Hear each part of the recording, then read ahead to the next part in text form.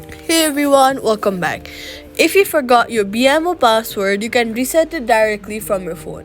First, open the BMO mobile banking app and then tap Forgot Password on the login screen. Then, enter your username.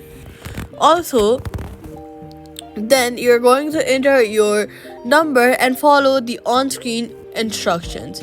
You may be asked to verify your identity using one-time code sent to your phone or email.